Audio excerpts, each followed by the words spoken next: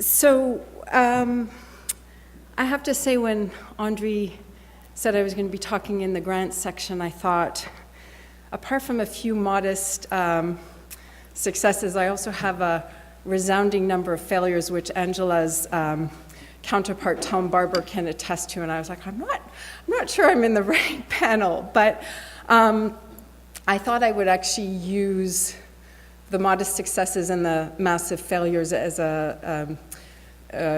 maybe a kind of productive tool in terms of the discussion. And some of what I was going to say actually overlaps a lot with Angela, but I'll actually use some of the applications to the Canada Council, which we've been a bit more successful with, to maybe reiterate, and I'll actually show one grant application to kind of maybe give you a sense of intangible ways what we did. And then I cheekily co-opted a bit of my talk to launch the second edition of Bracket, called Bracket Goes Soft. Partly very excited that this is the first launch. The next launch is tomorrow in New York. But there are a lot of actually Waterloo theses and undergrad projects in the publication. And so I think it's a kind of very fitting venue maybe to launch it, because it really speaks to intangible ways how one might get one's work out there. So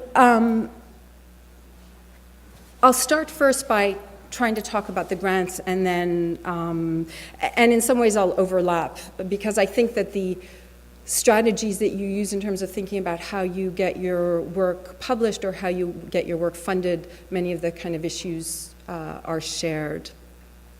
I would reiterate something that Angela said, which is, I think, to know your audience. I'm going to step away because I feel like I can't see you. And I think the reason we've actually managed to get some kind of council grants is that we're speaking to architects, and we speak their language, and hence somehow have been able to communicate what we want to do. Our resounding failures have been in trying to get SSHRC grants for the most part. And it is because actually there are almost never any architects.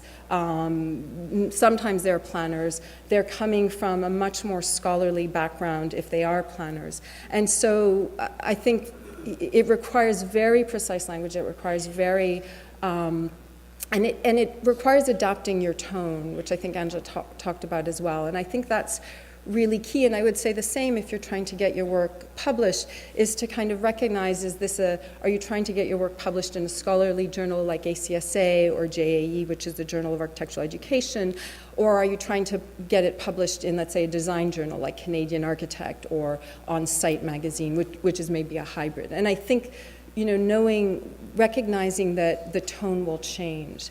And I wanted to also make this session as useful in a way to all of you as possible. And I'm assuming the reason we're here is really to say, how do you get your theses or your research out there? And I think one of the things that, as someone who has the benefit of also supervising a lot of theses, I think to recognize that the thesis, especially when you're knee-deep in it, is this sort of huge amorphous thing, and there are 20 ideas and many strands. And by the time you get to the final book, half of those strands will end up on the cutting floor and may become fodder for an essay 5 years down the road. But I think even within the sort of final document, which is however many hundreds of pages and thousands of words, when you're submitting it, whether it's for a grant or a publication, there's a radical distillation. And I think what's powerful about a thesis is that there are these intersecting strands. So you might be looking at relationships between ecology and architecture and politics, or between, fabrication and technology, or whatever it might be. And recognizing that when you're applying, particularly for a public publishing, let's say, an article, but I would say even for a grant, that how you pitch it may be a much more narrow version than everything that is in your thesis, and that in a way you need to kind of re-edit your work every time you present it or apply for something, and say, okay, this is this is a planning journal, so I'm going to really focus on ideas of landscape and planning, and I'm not going to talk about the politics or the this or the that. And, so to be strategic about how to take your work and tailor it, and I think the power of the thesis is that it has many lives and that it can be submitted in one venue for one focus and in another venue for another focus. Oh, this is, okay, it's okay. I think this is the old one, but there are only a few images I added. What I wanted to, when you go to grant applying, and again, this picks up on what Angela said, is read really carefully what they ask for. They usually tell you very precisely, and the more you actually, I would say, follow their structure and even actually use, this is perhaps truer in a SSHRC grant than, let's say, in a Canada Council grant or an Ontario Arts Council grant, but they have language embedded in their grants. And we're slowly learning that to use that language is very powerful, because the grant readers are sort of trying to see, if this is a grant about technology and, new initiatives in collaborative learning, to use those terms, and so that they kind of, because they're sort of mentally, if not literally, I think, checking boxes. And so the more you feed them what they want to hear, which, sounds maybe cheeky, but I think may be the reality of grant writing, the more you're sort of facilitating them to understand how what you're doing fits into whatever the umbrella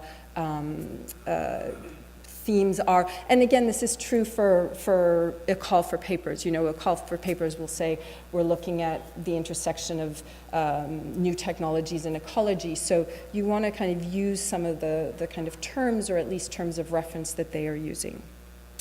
So this is a grant that we put in last year to the Canada Council for a book called Next North, which is really, in a way, a culmination of a lot of the research that we've partly been doing in the studios, or that I've been doing in the studios here at U of T, and then some of our own work, and a kind of desire to actually start to package it. So the benefit, I would say, for us, let's say as architects, personally, and maybe for everyone in the room, of something like the Canada Council grant, is it requires less writing, it's much more succinct, and it allows you to submit images. And so I think also to recognize, to use the tools that the grant enables you to submit to your benefit, right? So if you're allowed to use images, be very strategic about those images and use them to complement whatever you're writing about in the grant.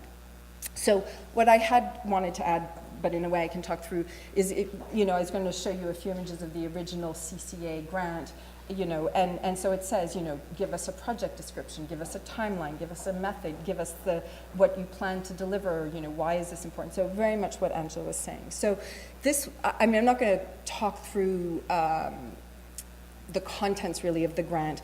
The application was to make a book. And you also want to always double check what is eligible and what is not. There's inevitably, it sort of says, paying writers' fees is not eligible. And so, and you suddenly realize, I've added things that are ineligible. And that will actually sometimes, if not disqualify you, make people grouchy.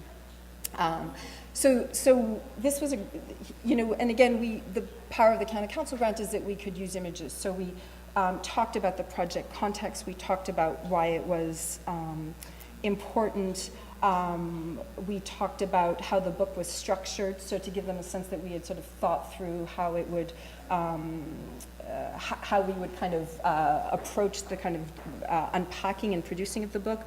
We also, this is probably illegible, but the specific contents aren't that important, but in the upper right, we actually sat there and talked a little bit about how we thought this book fit into a lineage of other books, which is a form of lit reviewing. Canada Council doesn't ask for that, but it's a way of saying, there are other books out there that have not looked at the specific topic, but have looked methodologically at ideas of, like, how do you understand a region through mapping and writing and so forth. So for them to sort of understand, okay, this is what they're envisioning, this is the kind of book they think they're going to make. We talked about the intended audiences, and again, all these things, other than maybe the kind of pseudo-lit review were things they asked for. We talked about project partners. I mean, very often in grants, and I don't know if this is so much true in graduate student grants, but the idea of disseminating and getting the work out there is very important. And so to say, you know, I've already got an opportunity to present this work in another school, or I'm already eyeing this conference as a venue where I could disseminate this work. And I, you know, is very important. And I, in a way, I'll want to pause on this idea because I think, I mean, part of me was sitting in the room thinking, you know, why do these guys need SSHRC grants? Like, I know why Terry and I need SSHRC grants, partly because we need it as line items on a CV, but also actually to do our work, to have people do drawings or to work on a book or to work on a design project. That's it. Since we're not most of us operating offices, the grants allow us to do speculative work. And I was thinking, well, you know, for grad students, I mean, there's several reasons you might want a grant. One is to offset, obviously, studies, which is the obvious one. But I think also to disseminate the work. And I think, and now I speak maybe more as a thesis advisor than a person on the podium, you know, I don't think that the end product of your book, of your thesis work, is the yellow book that sits on the shelves in the library, because that will be seen maybe by some fellow subsequent graduate students. I think the kind of potency of what you're all doing is to get that work out there. And there are, you know, venues in publishing, venues in exhibitions, venues in conferences.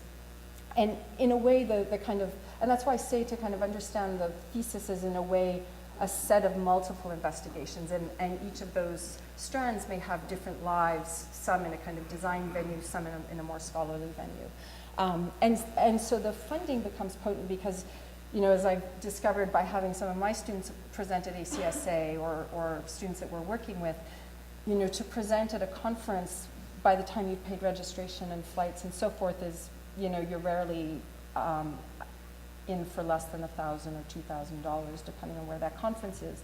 And I have mixed feelings about conferences. They're often hit or miss, but they are kind of venues for exchanging ideas. And so, and I'm saying this, you know, this is a bit of a sidetrack, but in terms of like why go to all this effort? Why apply for SSHRC, which is quite a lot of work, or a Canada Council grant? It's that there are opportunities. I mean, I have to say, every time I've written a grant, it's actually been a way also to move the project forward. And I think Mariana will talk about this a bit this afternoon. You know, at one point, 2 months from the end of her thesis, there was an ACSA call for papers, and I was like, this is perfect. And I could tell she was looking at me like, what are you thinking? I'm about to finish, like, I don't have time to get sidetracked. But I mean, as a kind of side witness to having seen her work on that, I think the act of consolidating her thesis into a 15-minute presentation and presenting it publicly was actually hugely powerful and actually truly helped the project move forward. And so, although it seemed like a sort of side blip, I think it actually was very productive. And so I say this only to kind of contextualize why one might go to all the effort of these things.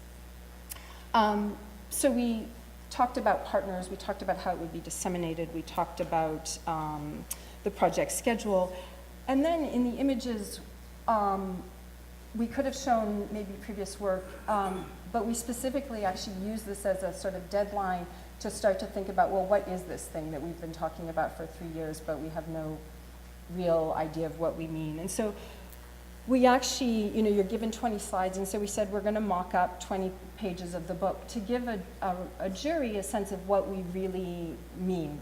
You know, and again, the North is a sort of ambiguous thing, and most of the jurors are Southern, and they might be like, you know, how is this relevant to architecture? There's a bunch of shacks up there. And so we sort of knew that we needed to present the work both in written form and visually in a way that actually said, no, this is actually very important to architecture, and it matters. It isn't just a kind of esoteric thing. So we mocked up a book cover, we mocked up the table of contents, we did a first stab at what essays we would want to write and what people we would interview, what drawings we would make. I mean, this was a very compressed table of contents. And then we basically mocked up a set of pages. So we said, you know, every chapter will have a kind of intro page with a circumpolar map. There'll be different kinds of maps. There'll be essays that will be illustrated. This is a second chapter, and we had 20 slides like that. But it was a way, I think the jury, you know, saw it and were like, okay, we understand what you want to do. We can visualize it. You seem to have a clear strategy. And I think that, you know, becomes really crucial. Like, as Angela said, you want to make it effortless, because I haven't been on a grant writing jury, but I can only imagine that it's excruciating. So the next, I wanted to talk a little bit, I was trying to figure out how I could talk about Bracket in a way that isn't purely self-serving, although I'm actually more excited to show the student work and a lot of it is biased towards the Waterloo work.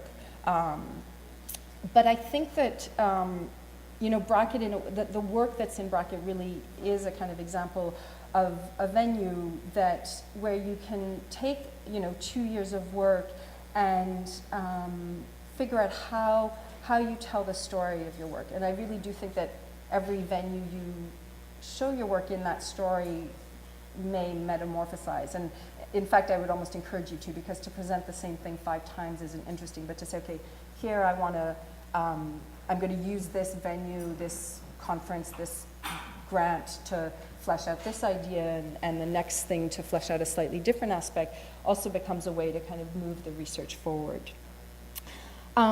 So Bracket, in a way, maybe like all your theses projects, was conceived of partly in kind of reaction to the current, what we perceive to be the current conditions of publishing, and particularly magazines and journals that seem to always publish the same voices, whether it was design voices or a certain small elite of East Coast intellectuals in the scholarly. If you've ever opened Log, it's pretty much, there's a very familiar faces many times. And so Bracket was a sort of opportunity to, on the one hand, say, what are the issues driving contemporary research in architecture, contemporary design in architecture, and who are the voices out there, and can we curate them to start to say that there's a sort of shared collective argument happening on a given topic. And so Bracket, in a way, really is a sort of byproduct of our teaching, of our Maya and Niraj and Mason and I's work in Infranet, and in a way also emerged out of kind of affiliations that Mason had with ArchiNet. And it is a kind of shared form that I think we're very excited that you get practitioners, you get scholars, and you get, you know, students, in fact, all on the same platform, which is fairly rare. And so the other sort of observation about current publishing is that a lot of it tends to be retrospective. So it publishes work that has been built, hence it is already complete, or sometimes it's unbuilt work that is, you know, like some Canadian Architecture Awards that will publish unbuilt work, but that are fairly certain to happen, or the PA Awards, or any number of awards and publications. And what was sort of interesting and hopefully liberating about something like Bracket is that it could be projective, and it could publish stuff that will probably never get built, actually, but is rooted in very real and contemporary questions, we think. And so we purposely didn't call it a magazine or a journal. We called it an almanac, in the spirit of a kind of farmer's almanac, which is, as you know, something that predicts the weather and hence the crop output for the year to come. And so it is really anticipatory rather than retrospective. So the first Bracket was edited by Mason and Maya, and it was called On Farming. And it really, the topics always try to be, on the one hand specific, but on the other hand actually quite broad. I would say that contributors maybe took farming a bit more literally, or some of them did. But really the idea of farming was the idea of harvesting and collecting. So whether it's harvesting resources, harvesting energy, harvesting plant species or animal species, and also the idea of productivity, so productive landscapes, productive surfaces, and so forth. So that came out in 2010. Each bracket has a set of 6 or 7 international jurors, and they are the ones who select the projects. We are only there as kind of enablers. We don't generally act on the jury. And so that book was, once the projects are selected, there's sort of sub-themes that emerge. So in bracket 1, there was ideas of tilling and seeding, of plots and allotments, of harvest and yield, and so forth. So the second issue of bracket we titled Bracket Goes Soft, and it was this idea, a kind of observation that in the current conditions of sort of environmental and political and social instability, that kind of models of whether it's infrastructure or landscape or even governance models that are single purpose seem to be failing. And the idea of a kind of soft system, which is a term that permeates soft politics, which is sort of the idea of backhand or backroom politics as versus the kind of stick model of politics, or whether you talk about soft infrastructural systems, which are ideas of systems that are responsive. So the idea of a soft system is something that is nonlinear or responsive or adaptable. And we were interested in the idea that a topic could span, you could technically write about the idea of soft politics or soft management structures or soft ideas in ecology or infrastructure. So the term became a sort of common denominator, but how it might be applied and understood could vary throughout the submissions. So we are very excited, having also suffered the tumultuous rises and fall of Akhtar and Burkhauser. Go Soft comes out today, a little bit delayed, but it's here and that's what matters. And so again, there was a curatorial board that we invited that selected the projects, a set of themes that sort of emerged across the projects, ideas of subverting and hijacking, ideas of contingency and resilience. Oh, sorry, one is duplicated, I apologize for that. Enveloping and interfacing, sensing and feedback. So I'm going to show you a few of the projects to give you a kind of flavor of the book. It will be available to look at and or to buy. But I've purposely, somewhere between bias, pride, nepotism, but also hopefully to be instrumental, going to show you some of the Waterloo work, because I think it becomes a way to envision, whether it's in Bracket or any other publication, how you take a body of research and start to kind of present it graphically and in written form in a way that it can have these other lives. This is actually not a Waterloo student, someone looking at ideas of toxicity in the landscapes around the Mississippi River in Louisiana and ideas of sensing mechanisms. This is a project by Virginia and Claire Lovell. It was a competition that they did independently that has won many awards and that they submitted, which is also, we put in the category of sort of sensing and feedback, that was a kind of lighting system for the Arctic that looked at a kind of technological innovation, so a kind of way that you could deploy these sort of lights, but that also recognized that that had social byproducts, that it could produce a kind of public space and public realm. This was Mariana's thesis, and she will, I'm sure, talk about it this afternoon, that looked at a kind of soft energy network and sort of public realm that could be deployed across communities in Newfoundland. This was Susie Harris-Brandt's thesis, who's currently teaching here, who looked at strategies of ecology and hijacking tactics that the Palestinian communities could use to sort of subvert the hard tactics, one might say, that Israelis use in terms of colonizing land. So it was a kind of subverting strategy of how to kind of recolonize in a much softer way than is currently happening along the Israeli-Palestinian border. So these are, I won't go through all of them. It's really to kind of give you a flavor. This is actually a student from U of T whose project was selected, looking at a soft water, an infrastructure that could be used in arid climates to desalinate, so recognizing that there was water shortage. So again, starting almost with a kind of technology for how you would, through passive solar desalination, you could desalinate water, it could aggregate to form these sort of platforms and piers, and then could be used in different conditions, either for tourists or for fishing piers and so forth. And I think that what's exciting in a way for us in terms of Rocket, and in a way what I wanted to privilege in terms of this idea of getting your work out, is that, you know, the idea that your thesis work can go out into a shared collective realm and enter into a discussion, that it isn't just your thing, but that it is actually able to kind of enter a set of discussions with other people looking at other things that are kind of shared or parallel, I think is really potent. And so I hope that, and I think there's something happening in the school right now which is very exciting, that there seems to be much more postings about conferences and lectures and opportunities that you have to disseminate your work, and I think that's really key. So I will end it there.